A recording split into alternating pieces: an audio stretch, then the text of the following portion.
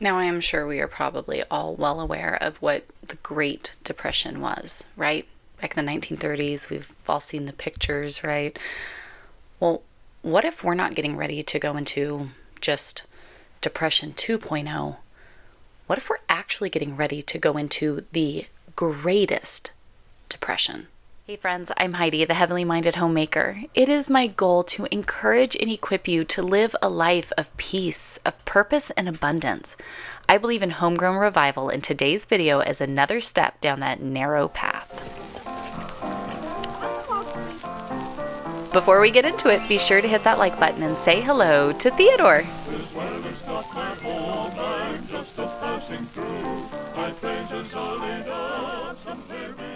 Now, never in any video is it my goal to cause some sort of panic or fear response, but it's to have those honest and raw conversations that I think many of us are probably thinking we might be having them in our own home, or maybe you're seeing the people that are out there screaming, the sky is falling, and you're going, well, how do we balance this out? I feel like that's where I've been. And the more that we've been kind of, understanding as a family how unprepared we are for mass disaster, like we learned last fall with Hurricane Helene, we're trying to just keep up with the cost of living. We're a family of 14. Trust me, I know how big those grocery bills are. You should see what it takes to keep a household of 14 fed every single day, right? The more that we do these things, I help my brother manage his finances, and he's, single guy in his early 30s, and he works a decent job. He's gotten some great promotions. He's doing all the things he should do. And I sit down and I look at his finances as we're doing things and talking about, his goals and what he's trying to get to and whatever. And I asked him, I said, how are the guys that you work with affording their lives? With what you make and how much things cost, it's not even that the ends won't meet. They're not even on the same playing field. I'm helping our oldest son. He just turned 20 a little bit ago, and he, has kind of been working out what he's doing next in life, and we're working on these different things. And again, it's just looking at that and going, how are people affording it? I don't know how we're affording it. And then you look at it, and I thought maybe it was just us, but then you help other people and you're like, wow, okay, it's not just us. There's a lot of this going around. And so I think it is so interesting when we look at this and we go, wow, there are a lot of pieces to this. And when we strip away all of the modern amenities that we have, credit cards, lines of credit, different government programs, right? Like a lot of these different things that would set us apart from the Great Depression to the potentially greatest depression, yes, there are some differences. But if we started stripping away those things, credit cards, lines of credit, financing everything, right, different assistance programs, if we were to strip those away, I think that we are far less prepared now, you and I, going into the greatest depression than people were 100 years ago going into the Great Depression. And that should be something that sets alarm bells off for each and every one of us. Absolutely. And I've definitely been hearing those alarm bells. But where I've been a little paralyzed for the past little bit is, okay, I'm hearing the alarm bells. I'm seeing it, like I'm seeing it firsthand. I'm seeing it, in the world around me. I got it. What do I do? Because I know I'm not set up in a good position. I know that. Trust me, okay? I know that if just a normal emergency were to happen in my life, I would be scrambling to pull it together, let alone economic downfall of the entire country, even out into the world, right? Like, I know I wouldn't be able to do it. What do I do? How can I move forward with intentional focus? How can I do that when right now I feel just paralyzed by it all?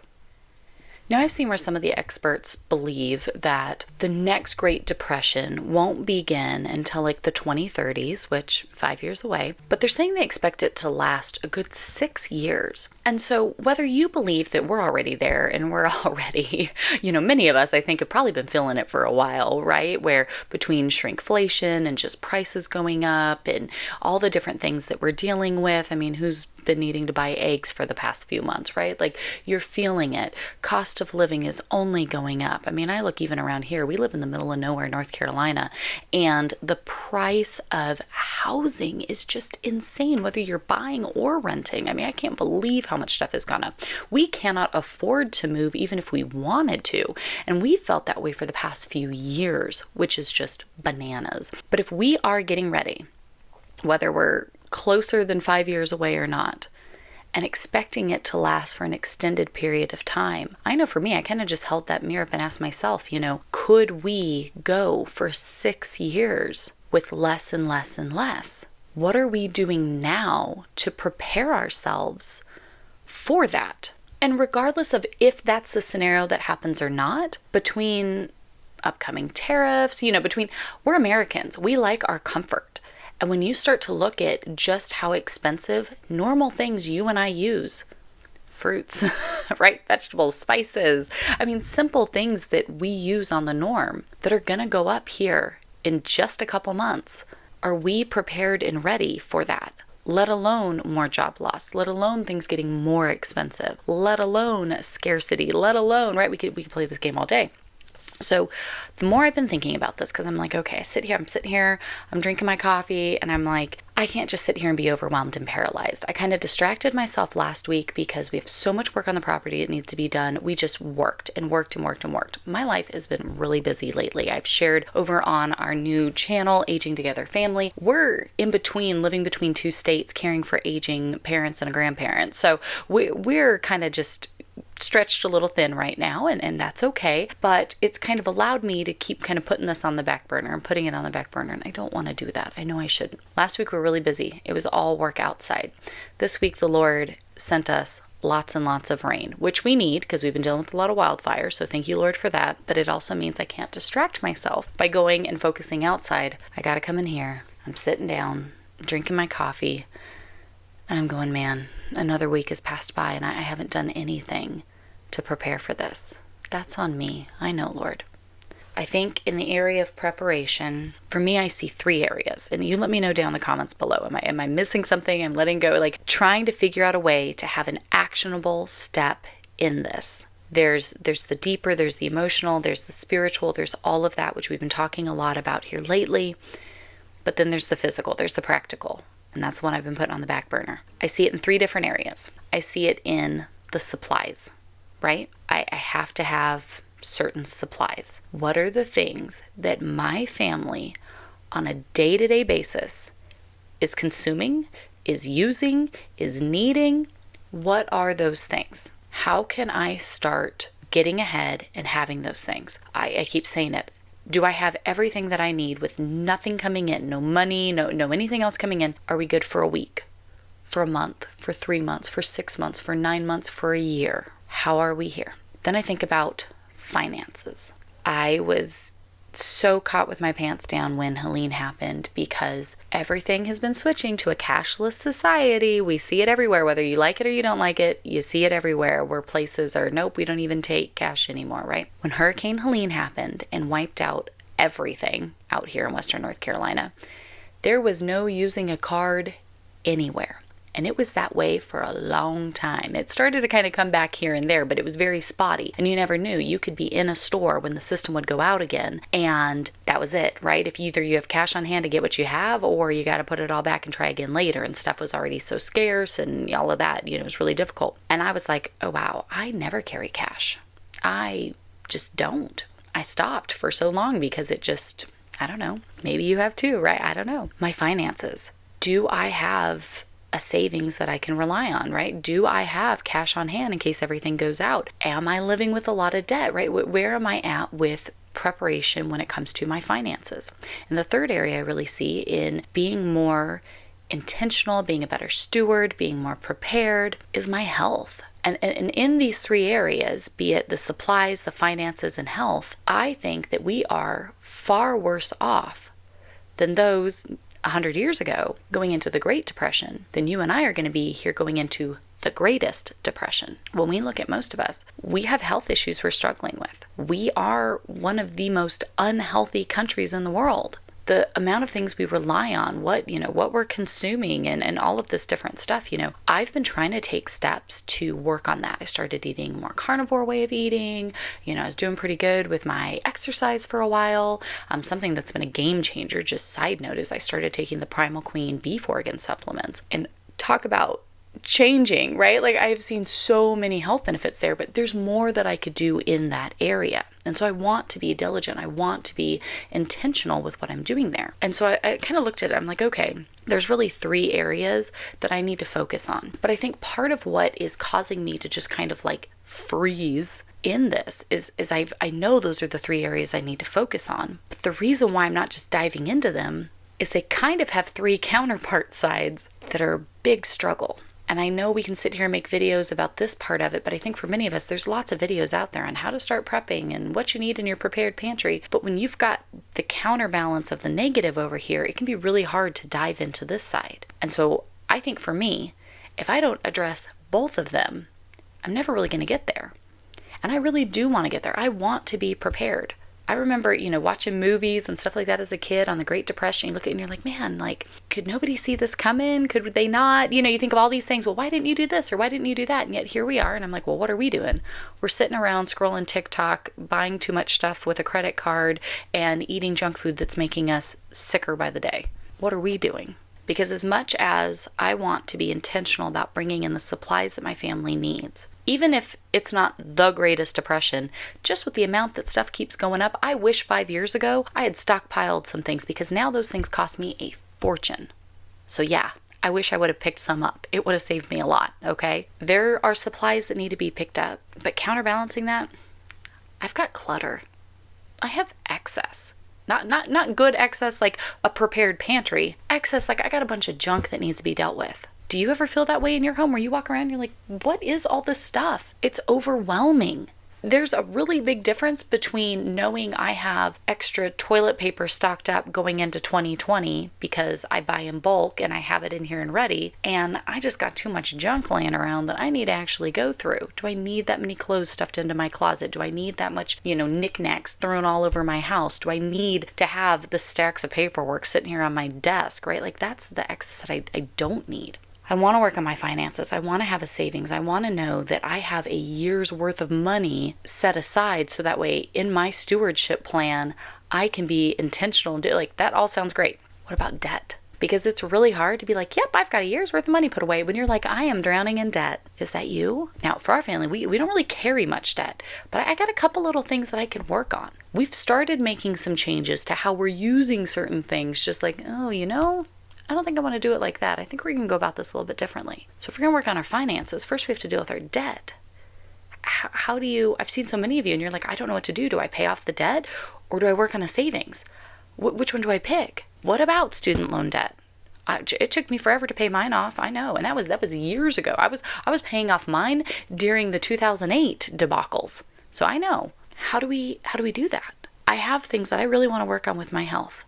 I've got a few things, like I've really been digging into some health things. I'm loving things that, RFK Jr. is bringing out. We're finally seeing some bands and different things that are going on.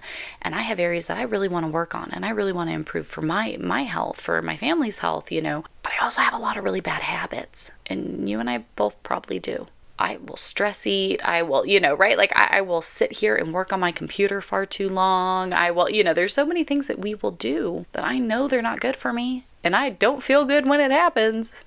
But yet here I am with those bad habits. And so if we're going to start to move forward and truly get prepared for potentially the greatest depression, we have to tackle these things as well. And I think that sometimes it's this over here with clutter and debt and bad habits that we see this and we know that stocking up on some supplies and getting our finances in order and really making our health a priority, like we know those are good things we need to be doing, but we are so paralyzed over here in the clutter and the debt and the bad habits that like, how do they connect? How do we bridge from one to the other? So how do we get started on the things we need to do when we are 20 steps behind over here in these? Because I think some of us might be over here in this camp. And so I know that there's a lot of great, wonderful videos over here, but how do we bridge that gap? So while I am certainly not saying that I have all the answers, I'm saying that I want to find them. And I think that probably more of us, regardless of what season of life you're in or I'm in or she's in, we're kind of struggling with a little bit of this. Because if it was really just that easy of, hey, go stock up, get a year's worth of supplies, make sure you have a year's worth of money and your health is in tip-top shape, so you're good to go. If it really was that simple, all of us would do it. Okay? Like, I am fairly certain that you have 2 brain cells to rub together and you have an ounce of common sense within you. If it was just as easy as, oh, take this and put it there. Now you have everything, right? Like, if it was really that easy, we would all already do it, but it's not. And so how do we do it? And can we just be transparent with one another to say, guess what? I would love to have all these supplies stocked up, but I have so much junk that has cluttered up my basement that I wouldn't have anywhere to put it if I had it here readily available. Let's walk through this together, because community is also something that we don't have today like they had 100 years ago. And so you and I might not live in the same town. We might not be neighbors, but we can be neighbors like this. And I'm sitting down with a cup of coffee. You can come over with a cup of tea, whatever you want to have, and we can sit down, we can chat about these things, and we can work through it. And I can say, okay, these are the 3 areas that stand out to me on the good side and the bad. I need to figure out a way to work through these. And maybe you could say, because you can leave me a comment, hey, you know what? I would add this category, or yeah, you might have those, I have these. Or here's how I'm going to start working through it. And so if you want to continue these conversations, make sure you subscribe, like this video, leave a comment. That'll help these videos to start showing up in your feed so that way we can continue these conversations. Because I wanted today to just point it out, right? Like, you can't go and fix it if you can't identify it. Well, I'm identifying mine because it is raining. The Lord has showed me that I cannot distract myself with any more outdoor work. I'm going to be stuck inside having to deal with my real life, which I should anyways. And so I'm going to look at these areas and I'm going to go pour myself another cup of coffee.